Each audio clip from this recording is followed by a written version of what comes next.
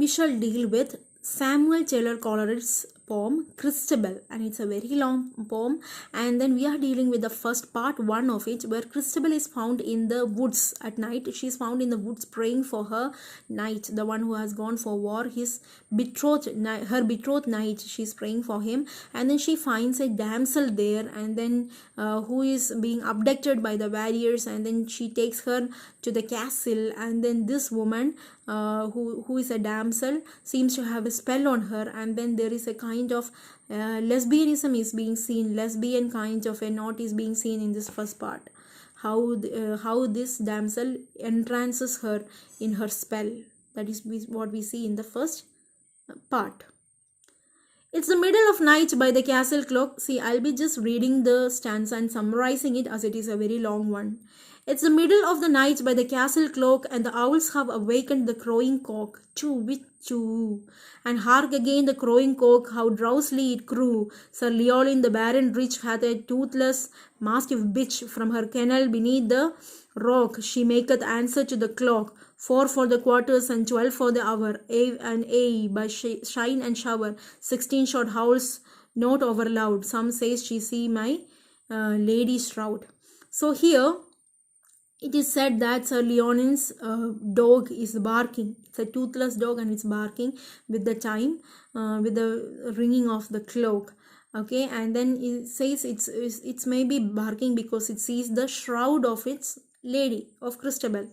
Is the night chilly and dark? The night is chilly but not dark. The thin grey cloud is spread on high, it covers but not hides the sky. The moon is behind and at the full, and yet she looks like both small and dull. The night is chill, the cloud is grey. It's a month before the month of May, and the spring comes slowly up this way. So here, that a night is being described, the season is being described. The lovely Lady Christabel, whom her father loved so well, what makes her in the wood so late, a furlong from the castle gate? She had dreams all yester night of her betrothed knight, and she in the midnight wood will pray for the weal of her lover that is far away. What makes this Lady Christabel be in the forest late night? So it is that she saw a dream about her betrothed knight, and then she came and in this night to the oak tree to pray for her knight, betrothed knight. She stole along, she nothing spoke. The sighs she heaved were soft and low. A note was green upon the oak, but moss and rarest mistletoe. She kneels behind the huge oak tree, and in silent praise she lies there. She stands there, kneels down before the oak tree, and she prays, and the surrounding is being described. The lady sprang up suddenly, the lovely Lady Christabel. It moaned as near can be, but what is it she cannot tell. On the other side it seems to be of the huge breasted old oak tree. So she hears a morning sound, and she awakes, and she stands up. The night is chill, the forest bare, is it the wind that moaneth bleak? There is no wind enough in the air to move away the ringed curl from the lovely lady's cheek. There is no wind enough to twirl the one red leaf, the last of its clan, that dances often as dance it can, hanging so light and hanging so high upon the topmost twig that looks up the sky.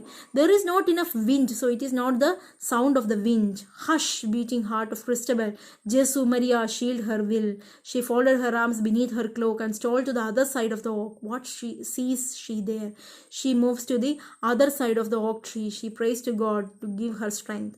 There she sees a damsel bright, dressed in silken robe of white.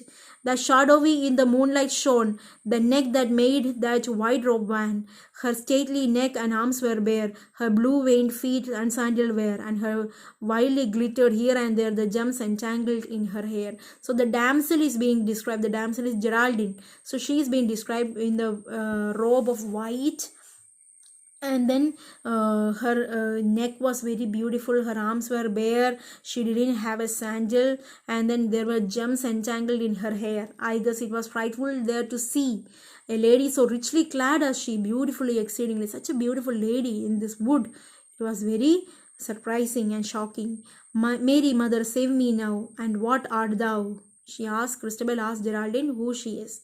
The lady strange made answer meet, and her voice was faint and sweet. Have pity on my sore distress. I scarce can speak for weariness. Stretch forth thy hand and have no fear, said Christabel.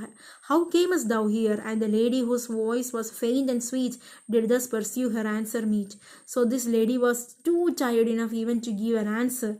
And then Christabel gives her a hand and lifts her up.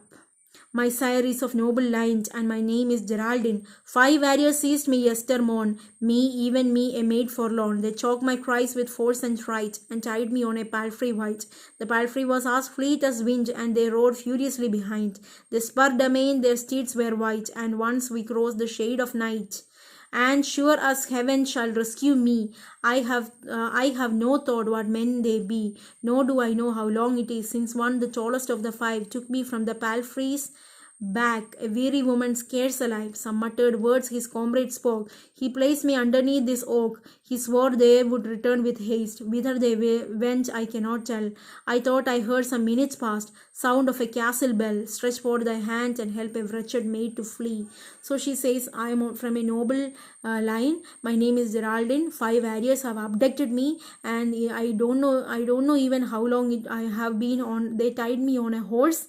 Then I am one tallest of them, made me here to stand here, and said that they will come back soon. Please lend me your hand and help me escape this situation. Then Christabel stretched forth her hand and comforted fair Geraldine. Oh, well, bright dame, may you command the service of Sir Leonin, and gladly our stout chivalry will he send forth and friends withal to guide and guard you safe and free home to your noble father's hall. So she says, Geraldine says that she heard a castle's bell ringing from a castle.